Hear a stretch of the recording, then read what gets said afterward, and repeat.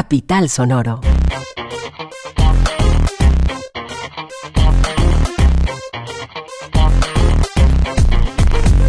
Hola una vez más, bienvenidos a De Vital Importancia, un podcast de cultura en el que hablamos de temas serísimos con gente inteligentísima.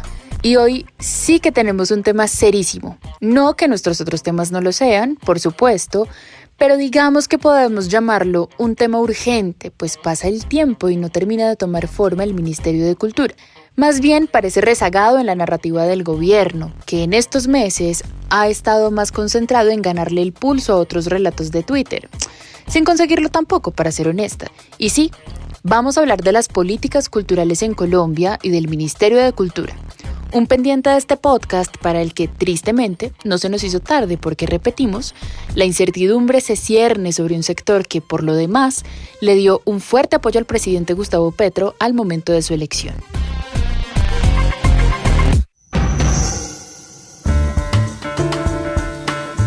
Mi nombre es María Cuestas y para meterle el diente a este robusto asunto vale la cacofonía. Por eso nuestro episodio estará dividido en dos partes y funcionará como un panel. Tenemos a 3 invitadas que nos ayudarán no solo a entender este momento específico del Ministerio de Cultura, sino también el marco más amplio, con el fin de reconocer las virtudes y falencias estructurales de nuestras políticas culturales. Así que sin más, arranquemos con esta primera parte en la que aplicaremos el espejo retrovisor, no para excusar a nadie, por supuesto, como suele hacerse, sino para entender el contexto más amplio y, por tanto, el devenir de nuestras políticas culturales. Vamos a centrarnos entonces en lo sucedido durante el gobierno Santos y el gobierno Duque. No se pierdan la segunda entrega, en la que nos concentraremos en el gobierno Petro. Por eso le doy paso a Juan Pablo Conto, nuestro periodista investigador de Capital Sonoro y de Vital Importancia, que se encargó de moderar este panel. Damos la bienvenida a este episodio especial de Vital Importancia a Adriana González, Omar Rincón y David Melo. ¿Cómo están? Bien, Juan Pablo, gracias. Muy bien, gracias. Bueno, la idea aquí es hacer un recorrido de las políticas culturales del país, pero entender el contexto más amplio con el fin de llegar a las discusiones del presente y así hacer un análisis de lo que está sucediendo con el ministerio hoy. Vamos a dividir, esta conversación en 3 bloques que, en un sentido práctico, serán el gobierno Santos y la llegada de la economía naranja, lo sucedido y discutido en el gobierno Duque y la llegada del gobierno Petro. Nosotros sabemos que hay cambios en la institucionalidad que se escapan a esta línea de tiempo que estamos armando, pero la idea con esto es darle como un marco temporal precisamente que nos dé herramientas para entender el presente. Y también la idea es que tengamos 3 aspectos en mente para entender las transformaciones. Cómo va cambiando la visión de cultura, si va cambiando, cómo se plantea esta visión de la cultura en campaña y qué sucede con la ejecución. Eso es un poco como los 3 aspectos que quisiéramos que tuviéramos en cuenta. Y siendo así, pues arranquemos con el primer bloque. Hacia el final de su gobierno, el entonces presidente Juan Manuel Santos destacó que uno de los principales logros entre 2011 y 2018 fue el fortalecimiento de la financiación del Ministerio de Cultura. Hablaba de más de 2.6 billones que buscaron fomentar procesos de formación, lectura y escritura, la realización de festivales, carnavales y ferias, la oferta de estímulos a artistas, investigadores y gestores o la intervención de espacios como teatros, casas de la cultura, bibliotecas, museos, escuelas de música y espacios públicos. Quería arrancar preguntando sobre este fortalecimiento. ¿Qué podemos decir de este fortalecimiento de financiación? Sobre todo porque en su momento además se dijo que se buscaron nuevos mecanismos de financiación. En este aspecto, ¿cómo sale el Ministerio de Cultura del gobierno Santos? Pues yo pienso que todo eso es absolutamente fidedigno. De hecho, sí encontraron varias fuentes de financiación adicionales, se pelearon por varias fuentes de financiación adicionales.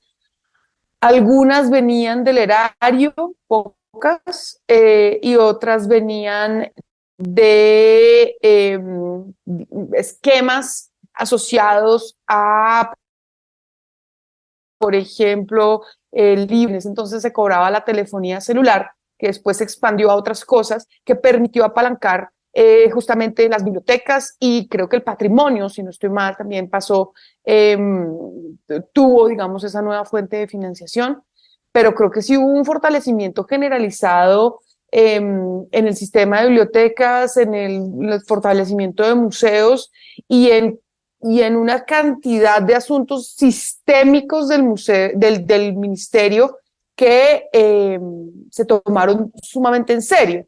Entonces, las fuentes de financiación son reales, no solo por los recursos IVA o por los recursos, digamos, conseguidos a través de leyes, sino por recursos que se le erogaron, por ejemplo, a través del Ministerio de Comercio al cine, o la ley de espectáculos públicos que genera un cobro para fiscal diferente. Es decir, sí hubo por lo menos 4 que yo recuerde fuentes de financiación adicionales que llegaron por esta administración, además de una organización más robusta del programa de concertación, donde se crearon categorías separadas para eventos de distintas magnitudes y poderlos atender o que el ministerio pudiera participar de una manera estructurada y menos como caprichosa, ¿no? Como menos desde la perspectiva de una sola persona, sino que estaban metidos también en un sistema que era el sistema de concertación cultural. David u Omar, ¿quieren complementar algo al respecto? Sí, yo también tengo una valoración en general bastante positiva de esos 8 años de Mariana Garcés como ministra de Cultura y de su equipo, entre otras porque la continuidad me parece que es un valor que siempre le hace mucho bien a una entidad que tiene tantos frentes y que tiene una estructura bastante frágil y presupuestos siempre bastante limitados.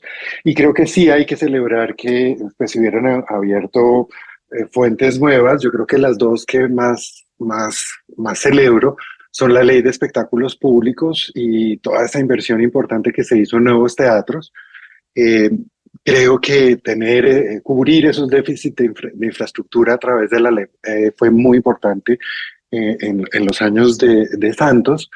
Creo que hay muchos de estos teatros hoy con desafíos enormes de sostenibilidad. Creo que tal vez uno de los lugares en donde hay que mirar es que sí, tenemos mejor infraestructura, pero tenemos muchos de ellos con grandes problemas de operación.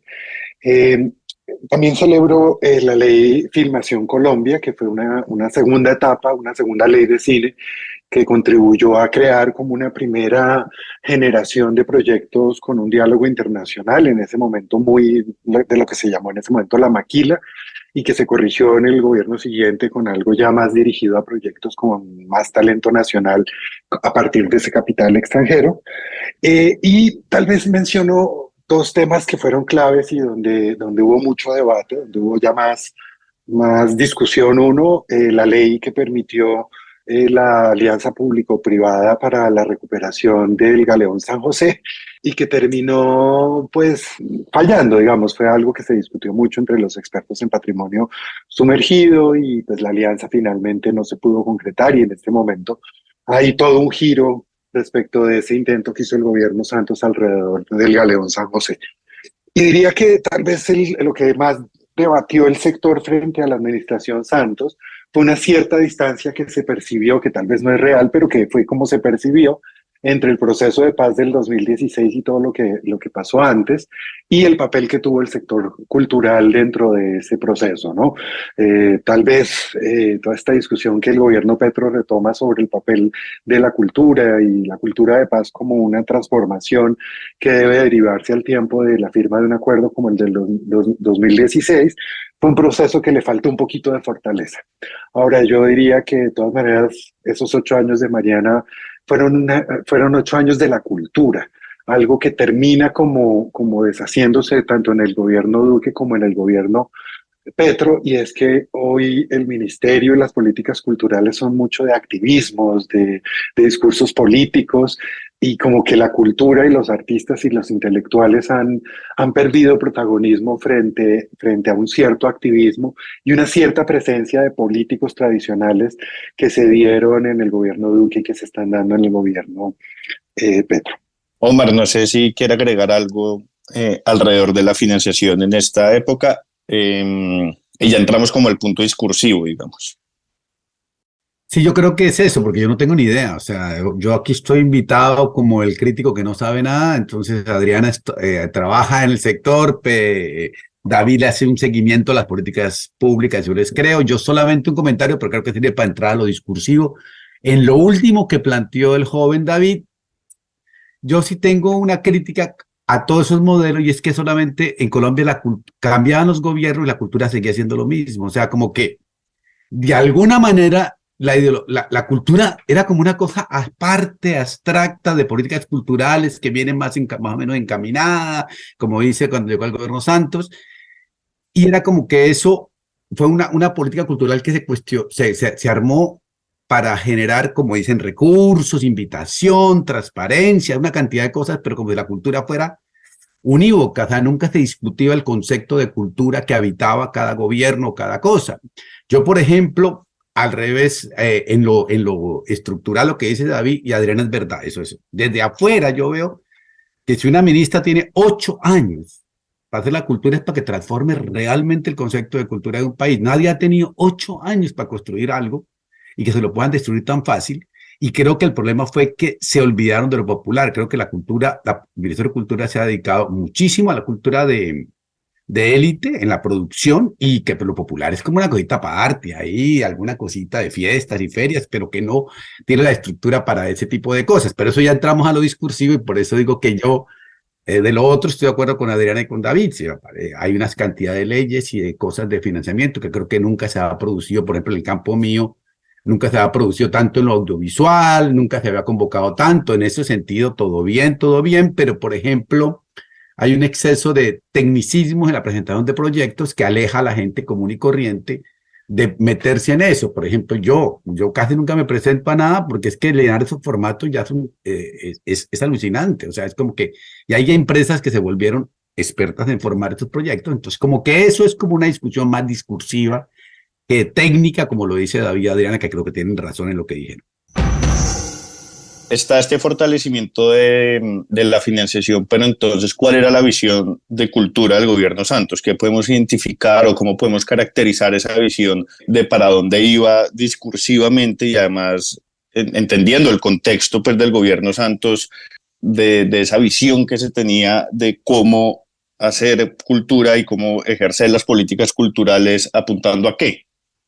Yo pienso que hubo una bandera muy clara que fue la lectura, ¿no? O sea, ahí hubo un asunto central que fue la lectura y todos los programas asociados a lectura, y el poner en marcha más de 1.400 bibliotecas para que cada municipio de Colombia tuviera una biblioteca, ¿no? Entonces, yo pienso que lo que Omar dice es muy cierto, es decir, hay una oportunidad de cambiar discursivamente la cultura, o de poner un enfoque, digamos,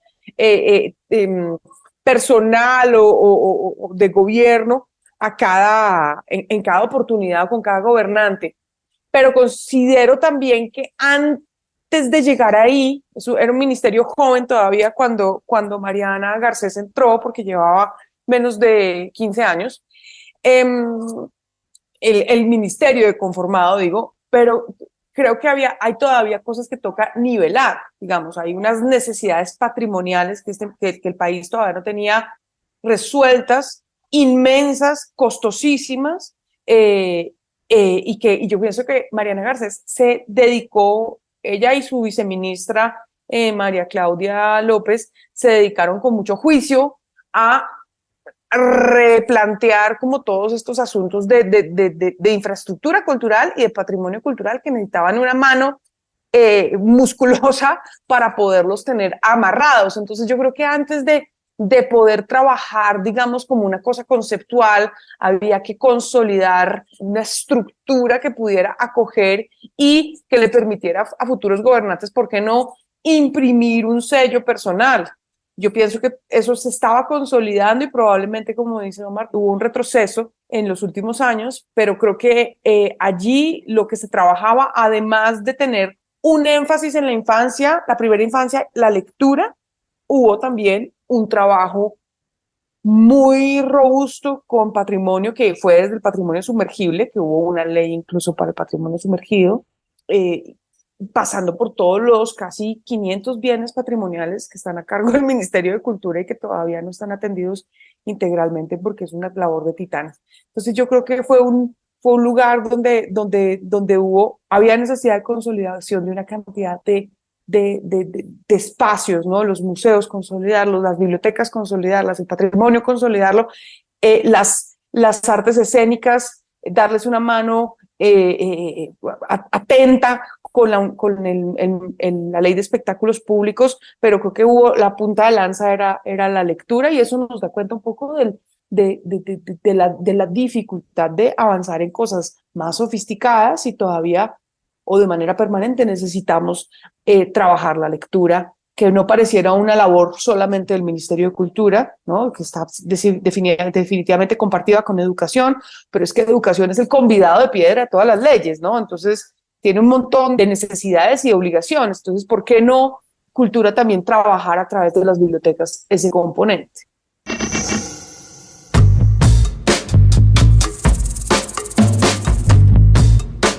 Con Mariana Garcés a la cabeza, el Ministerio de Cultura fue uno de los 2 nombramientos, junto con la Cancillería, que se mantuvieron desde agosto de 2010, cuando Santos asumió la presidencia, hasta el final de ese periodo. El gobierno Santos destinó 2,65 billones a la cartera. En la rendición de cuentas, hubo 3 leyes que se celebraron. La Ley de Espectáculos Públicos para las Artes Escénicas, que incluyó una contribución para fiscal cultural para las boletas de espectáculos públicos, con un recaudo que superó los 102 millones. La Ley de Filmación Colombia, para promocionar el territorio nacional como un escenario para el rodaje de producciones cinematográficas. Y finalmente, la Ley de Patrimonio Cultural Sumergido, para la expedición científica del Galeón San José, que quedó un poco en el aire. Uno de los principales programas que el Ministerio de Cultura trabajó en estos años fue el Plan Nacional de Lectura y Escritura Leer es mi cuento, a través del cual se destinaron 687.000 millones de pesos, equivalentes al 37% del presupuesto de esta cartera. Se recuperaron más de 472 espacios entre teatros, casas de cultura, bibliotecas, escuelas de música y sitios patrimoniales. Desde 2002, se destinaron un promedio de 20.000 millones de pesos anuales del impuesto al consumo de la telefonía móvil para fortalecer las cerca de 1.500 bibliotecas públicas del país. Con el Programa Nacional de Estímulos, se invirtieron 100.000 millones de pesos para entregar más de 4.300 estímulos a artistas, investigadores y gestores culturales.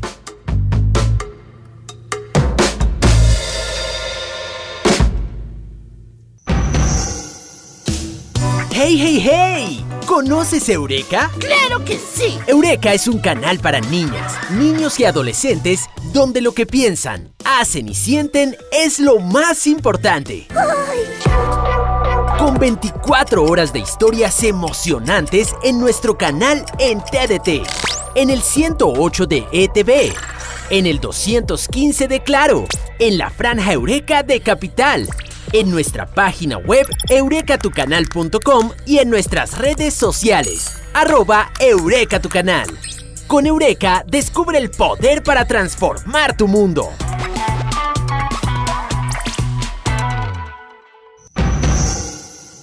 David, ¿cómo ve usted esta conceptualización durante precisamente lo que dice Adriana, esta conceptualización durante el gobierno Duque, digamos, ese relato que se arma alrededor de la cultura? Veníamos de un proyecto en donde, bueno, había un acuerdo de paz, había un trabajo interesante que el ministerio empezó hacia el 2007 con patrimonio inmaterial. Mariana, es un trabajo muy interesante en cocinas tradicionales, por ejemplo.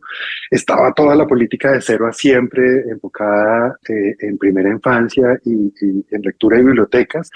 Y este gobierno de Duque llega con una apuesta que tiene dos cabezas. Una que es el enfoque territorial y otra que es la economía naranja.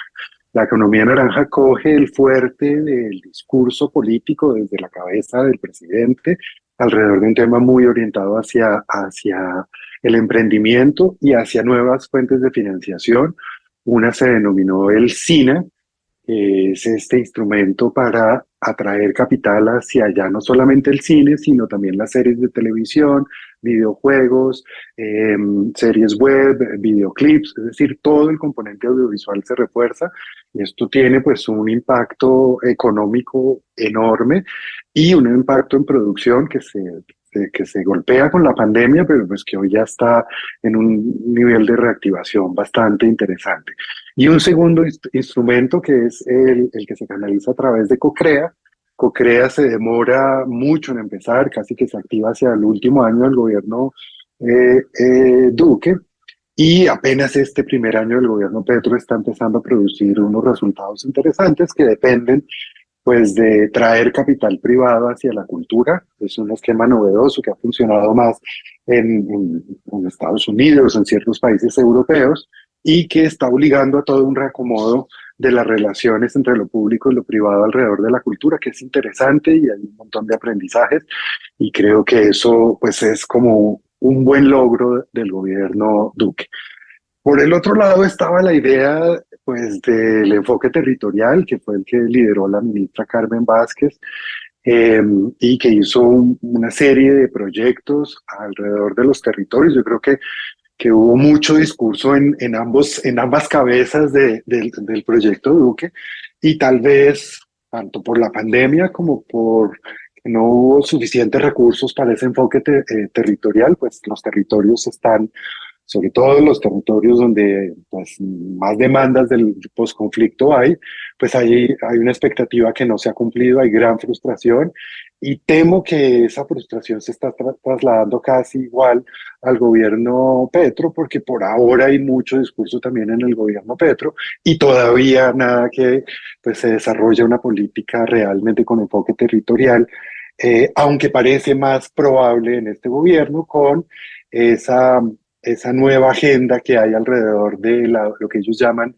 la jornada básica o el CINEFAC, que son programas de educación artística que complementan la jornada educativa de los muchachos que están en la primaria y en la secundaria. Omar, pues David ya hace un poco el salto al gobierno Duque. No sé si usted, Omar, quiera complementar algo frente a ese relato del gobierno Santos y cómo cambia al gobierno Duque. ¿Qué podemos identificar ahí? Pues yo creo que la matriz cultural que habita Santos es el matriz cultural de la cultura vista desde un sentido, digamos, tradicional moderno, la modernidad que está basada en la escritura, en la letra, y como hablaba Adriana y cuando hablan David, yo digo, ay, pero es que el Ministerio de Cultura tiene tantas cosas que hacer que cuestan billete, y el presupuesto no es tan chévere en los gobiernos, de ninguno. O sea, uno si ve realmente a Uribe la cultura no le interesaba, esta la dejó a la que hicieron ahí, es problema. Santos tampoco, le dijo, ay, Mariana García, encargue usted esta vaina. Y al señor Duque que le interesaba, pero no le interesaba la cultura, le interesaban unas tecnologías, el celular y esas vainas. Entonces, es muy complejo porque se pasa como de conceptos culturales totalmente distintos. El primero es escritural, moderno, que me parece que es interesante, que es el mainstreaming, y por la cultura nace con la modernidad y ahí hay que financiarle, eso no tiene un valor de humanismo, de paz, de sociedad, de todo este tipo de cosas, por eso creemos en eso. Duque la pasa totalmente al creer que hoy no hay proyecto cultural, sino hay tecnologías y que eso es lo que nos hace ser humanos. Y ahora llega el gobierno Petro y tampoco le interesa la cultura en el concepto cultural, le interesa otra cosa, como hacer populismo o política a través de la cultura. Entonces, la pregunta a David, que ha estado mucho más largo, y a todos yo me haría es, ¿por qué no les interesa a estos presidentes colombianos? A ninguno le ha interesado la cultura. Yo no encuentro a alguien que tenga un pensamiento cultural del país, o sea, que quiera pensar a Colombia a través de la nación, a través de la cultura, y eso es lo que lo deja a uno un poco aterrado. Entonces, el gobierno Duque, en una fascinación tecnológica, pues hizo un cambio que podría ser interesante si lo mira uno epistemológicamente, es cambiar de la civilización escritural a la civilización de las especies digitales o la civilización digital. Buenísimo. Pero lo volvió un problema económico que tampoco lo resolvió, y lo volvió un problema de números que tampoco lo resolvió, y se le olvidó los problemas de sentido, de creación, de construcción de comunidad, de integración, que la cultura hace muy bien de vincularnos a lo público. Todo eso para lo que sirve la cultura se les olvidó. Era como que si no estaba pasado por lo tecnológico, no existía. Entonces una fiesta para que existiera tenía que existir vía el celular. Entonces eso no puede ser porque eso no crea la cultura. La cultura sigue siendo, afortunadamente, aquello donde nos encontramos todos para generar sentidos, goces, placeres, vivir bien. Y eso se nos olvida. Y entonces tenemos un resto de teorías, pero se les ha olvidado que lo cultural hace parte de eso que realmente nos saca, nos hace colombianos, nos saca de todos lados, pero también nos hace universales. O sea, como que es ese diálogo intercultural que nos permite habitar. Y eso se les olvida. Y, entonces y lo peor del cuento es, por ejemplo, cuando hay ministros que vienen del sector cultural, hay veces tenemos problemas. Por ejemplo, digamos, cuando llega alguien externo como que y acepta que es ignorante, pues se deja asesorar de gente como David o Adriana y hace cosas que pueden ser interesantes. Pero si llega alguien que sabe de pintura, quiere que todo sea pintura. Si llega alguien de patrimonio, quiere que todo sea patrimonio. Si llega alguien de música, pues es un desastre, quiere hacer ópera. Entonces, no, entiende, creo que hay un problema complicado de entender, y ahí creo que hemos fracasado, David, Adriana, yo, Conto, Rivas, todos, en poder comunicar en la sociedad los sentidos de la cultura que vienen desde la vida cotidiana, desde el placer de la gente. No hemos sido capaces de hacer que lo cultural pertenezca a eso. Entonces, lo cultural para una persona común y corriente puede ser un concierto de Silvestre Dangond, y también es cultural, de acuerdo, también, pero no se queda solamente en eso. Pero si vamos, por ejemplo, a las secretarías de cultura de todos los pueblitos en Colombia, lo cultural es las ferias y fiestas del pueblo. Entonces, pues nos quedamos en eso, y entonces el museo es como una cosa a la que vamos los cuatro y que nos preocupa a nosotros, y no hemos podido decir que el museo hace parte de la gente.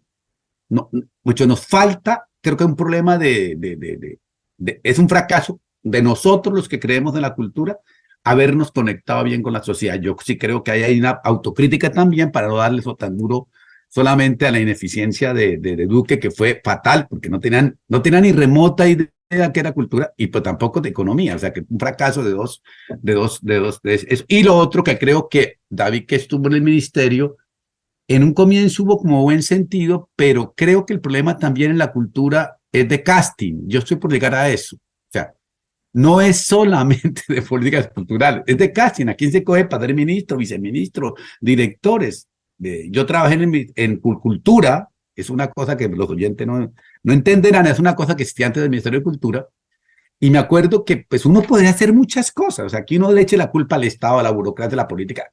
Pues no, yo pude hacer en un año que estuve ahí cosas que me gustaron a mí, que puede que no sirvan para nada, pero el casting decía. Entonces David decía al puro comienzo, venía con un sistema más o menos armado, y llega una persona y dice, ay, a mí ya no me gusta eso, cambiemos a otra cosa. Es que no es así, ¿no? Mi gusto, me parece que yo creo que mi gusto no es el gusto universal, que lo que a mí me gusta no es lo que le puedo imponer a una sociedad, y creo que ahí el casting ha fracasado, y en este gobierno Duque fue fatal el casting de ministros, y en el que viene pues no tenemos ministros. O sea que estamos peor de casting. Quisiera aquí rebotarle un poco la pregunta a David, porque en un podcast anterior hablamos sobre economía naranja, y David explicaba un poco por qué se llega ahí, haciendo como un contexto, un barrido desde atrás, como desde los 90 hasta que termina en la economía naranja, hablando cómo esto igual no era, pues sí fue una bandera del gobierno Duque, pero algo que se venía como construyendo de tiempo atrás. David, no sé si quiera como interpelar también a Omar y contar un poco cuál fue ese proceso y cómo se llega a esta idea de la economía naranja, y también desde su visión, teniendo en cuenta lo dicho por Omar, ¿qué sucedió?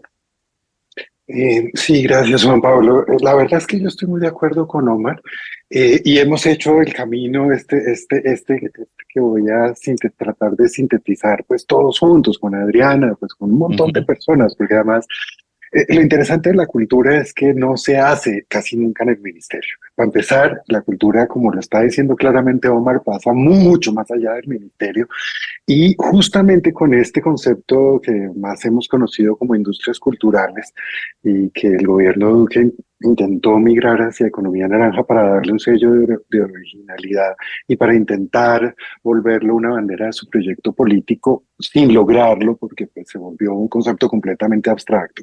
Pero el de industrias culturales, el país lo viene discutiendo desde hace muchísimo tiempo. Tenemos, entonces, tal vez las formas más fáciles de volverlo algo real, el concepto de industria cultural es, por ejemplo, con la televisión, que ha sido nuestra gran industria y una de nuestras grandes productoras de contenidos además populares, como bien lo ha analizado Omar y varios como Jesús Martín Barbero, Germán Rey y muchos otros analistas que han mostrado que hemos tenido industria cultural en la televisión gracias a cuotas de contenidos nacionales, gracias a toda una infraestructura que arrancó en el 54 del siglo pasado con unas inversiones públicas enormes y que fueron creando una capacidad de crear contenidos propios colombianos. Lo mismo con la industria editorial, nuestros libros, nuestras librerías, pues son empresas privadas, pero han existido gracias a una exención en IVA, a una exención en renta, a que compramos libros para las bibliotecas, a que creamos ferias del libro y las acompañamos. Entonces, y todo eso pasa casi que sin el ministerio, son pequeñas regulaciones que se van dando de cuotas, de incentivos, de inversiones, no casi siempre pequeñas, pero que hacen posible que tengamos libros en las librerías, que tengamos editoriales independientes, que tengamos productoras de contenidos para la televisión, para videojuegos, lo mismo en la música. Entonces uno sigue y va revisando ese concepto de cómo participa la sociedad civil, los colombianos, inclusive en movimientos comunitarios, como lo señala muy bien el presidente Petro, y populares, y eso todo es lo que conforma la cultura. Yo ahí sumo además, Omar, los festivales populares. Cada municipio de Colombia tiene su propia fiesta, su propio encuentro popular, con gastronomías, con músicas, con danzas, y esa es la dinámica, y eso pasa mucho más allá del Ministerio de Cultura, aunque recibimos en su momento más de 4.000 proyectos por el programa de concertación y se financiaron más de 2.200, que son esas las fiestas populares del país, las apoya con una pequeña aporte el Ministerio, y es verdad que el Ministerio trata de ir al componente más tradicional. Si se hace, no sé, voy a poner un ejemplo fácil, el Festival de la Leyenda Vallenata, que es una gran fiesta comercial de la música popular en Valledupar, el Ministerio apoya la parte del concurso de los acordeones tradicionales, para que eso no se muera, ¿no? Porque el comercio a veces tala y aplasta todas estas dinámicas más tradicionales. Entonces esa es la relación, por eso cultura a veces se ve como un poquito como en su torre de rigor, pero pues hemos defendido todos ese rigor en la asignación de concertación, de estímulos, de la LEP, de la ley de cine, de todos estos programas que se han creado para apoyar justamente las expresiones más tradicionales. Y voy a usar un concepto que Omar lo puede explicar mucho mejor que yo y Adriana también, porque es una gran experta en el tema, pero tenemos también un problema de narrativas, ¿no? Y es que, pues cada uno llega con una narrativa como tratando de sintetizar lo que está buscando, pero es como que la cultura no se conecta con esas narrativas y estoy de acuerdo con Omar, la cultura va por un camino y los políticos van por otro. Y yo creo que eso ha tenido una ventaja y la estamos perdiendo. Y es que García Márquez decía que no debíamos tener un Ministerio de Cultura porque íbamos a dirigir desde el ministerio y desde el gobierno las dinámicas de la creación artística en el país. Y la verdad es que por eso es que hay tanta tecnocracia y tantas convocatorias y tantos requisitos y la cédula, justamente para que no se metan los políticos. Pero ahorita se están metiendo y con fuerza, sobre todo los activismos muy de base, y muchos de esos, pues parte de lo que estamos esperando es por qué no nombran ministros y si es que le van a adjudicar el ministerio a un partido político y lo van a volver, como lo han hecho en algunos momentos, parte de las cuotas de representación para conseguir sacar adelante reformas tan difíciles como las que tiene este gobierno en el Congreso. Pero pues en resumen, la industria cultural y pues ahora esta que Omar llama la tecnológica, pues está pasando mucho más allá de lo que logran el Ministerio de Comercio, el Ministerio de Cultura, el Ministerio de Educación o el Ministerio de las TICs, pero pues todas las ayudas que lleguen del gobierno ayudan para que podamos tener videojuegos colombianos. ¿Tenemos o no tenemos? Y pues chévere que eso salga adelante, y cuando ve uno los casos de éxito, uno dice, pues se está logrando, y lo está logrando gente, cualquier muchacho que sale de una universidad en Barranquilla, en Bucaramanga, en Manizales. Lo que está pasando en Manizales es genial alrededor de este concepto de las tecnologías, y yo creo que estamos conviviendo esas tecnologías con el Festival de la Leyenda Vallenata y con todas las fiestas tradicionales que todavía tiene el país, con el hip hop y pues con un montón de fenómenos urbanos y populares que son la cultura, y que algunas llegan al ministerio, algunas no. Y cierro con una idea, y es que Omar introduce otro concepto que pues creo que es uno de los grandes desafíos que tiene el país y que podría solucionar un gobierno como el de Petro, y es la poquita plata que tiene cada uno de los 1.100 municipios para hacer sus políticas culturales, ¿no?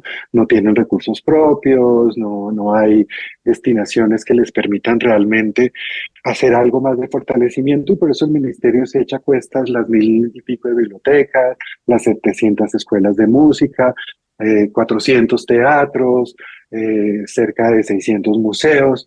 En este momento hay una gran movilización de centros de memoria, son otra red enorme de procesos de memoria alrededor del proceso de paz del 2016, y pues quisiéramos que tuvieran más capacidad de financiación desde sus alcaldías, y somos entre todos en el nivel nacional tratando de generar algunas líneas de recursos para que estos procesos locales puedan realmente fortalecerse.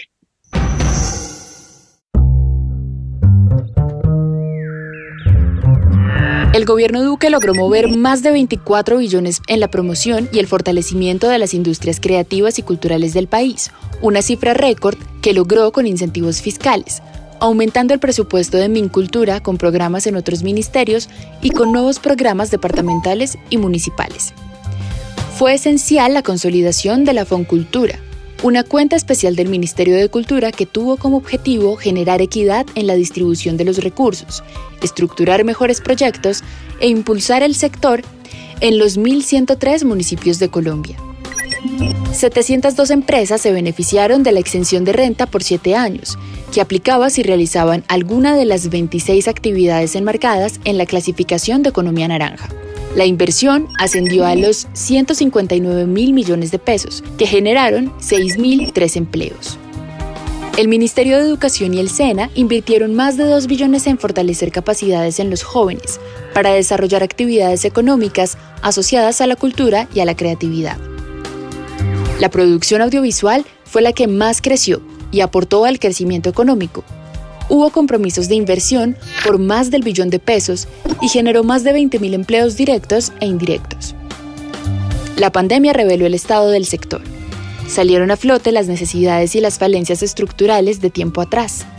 Como parte de la respuesta se crearon las áreas de desarrollo naranja, ADN.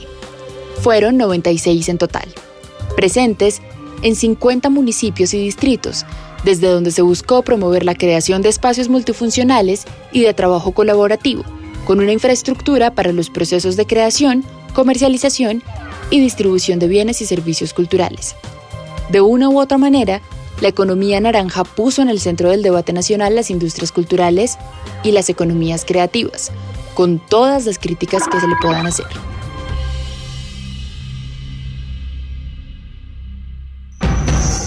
Adriana, quisiera que tocáramos, pues, cómo interpreta usted esa falta o no de narrativa del ministerio, el papel del ministerio, sumándole una pequeña pregunta. ¿Por qué fue este vacío dentro de la narrativa que menciona tanto David como Omar, el que hubiera también tanta confusión alrededor de la economía naranja antes de sumergirnos pues en el presente del gobierno Petro, que hacía que hacia el final del gobierno varios que trabajaban incluso dentro de la cultura decían que no entendían muy bien de qué iba el problema de la economía naranja? Uh-huh. Pues a ver, yo por haber sido parte del equipo de emprendimiento y líder del equipo de emprendimiento antes incluso de la llegada del gobierno Duque, y haber acompañado el tránsito de la ley de economía naranja dentro del Congreso desde el gobierno durante 2 años antes de que la ley quedara aprobada.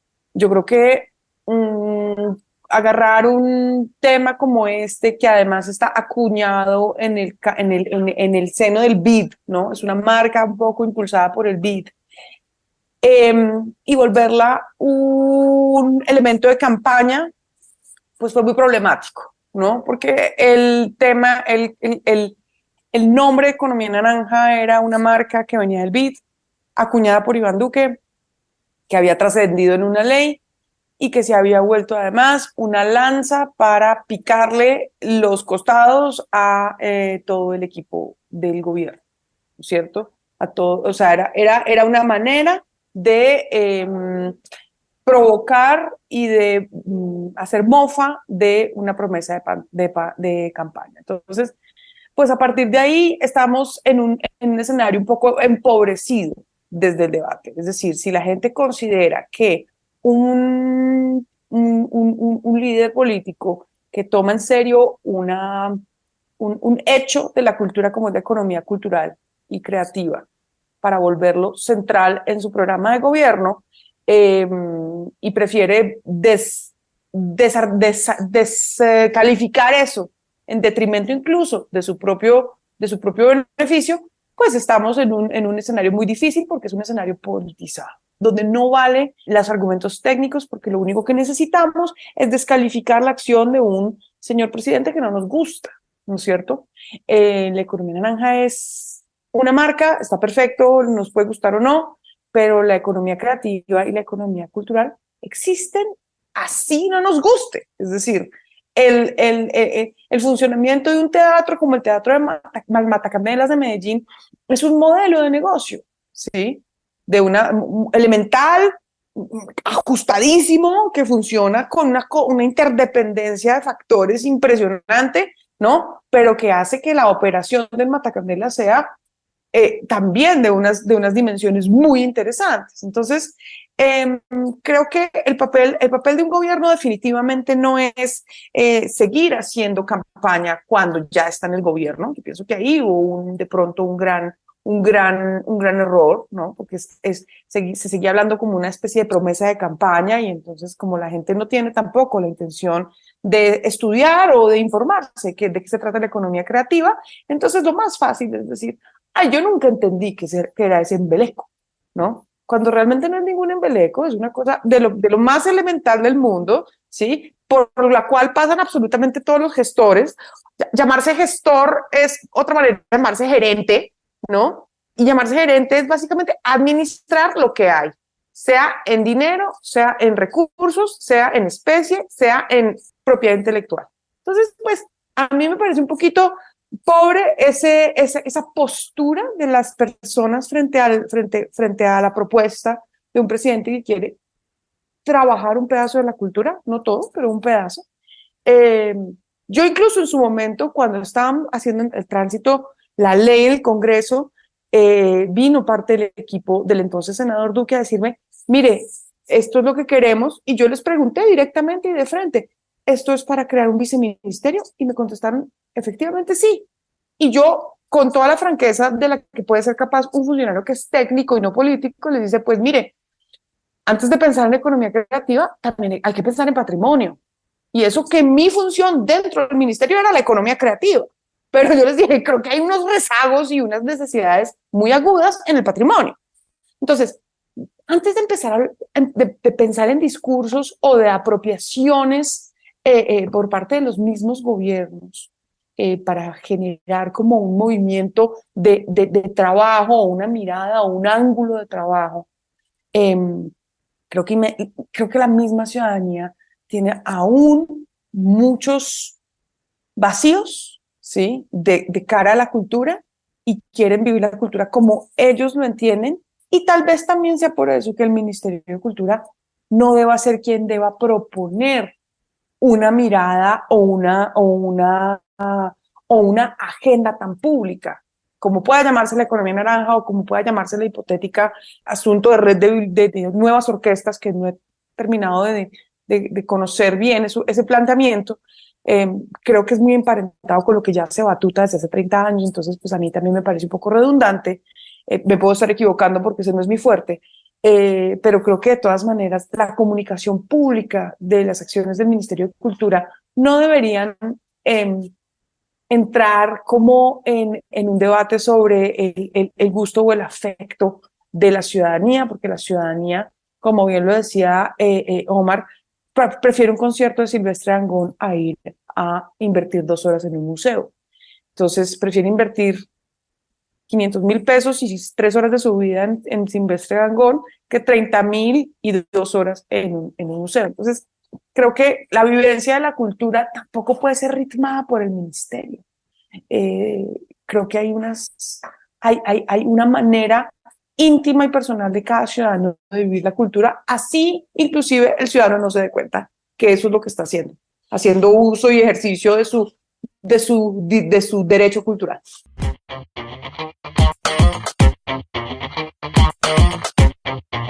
Este podcast no podría ser posible sin la investigación de Juan Pablo Conto y Nadia Orozco, la edición de Adriana Castellanos, la producción de María Cuestas y la dirección de Santiago Rivas. Mi nombre es María Cuestas y esto es de Vital Importancia, uno de los tantos podcasts que hacemos en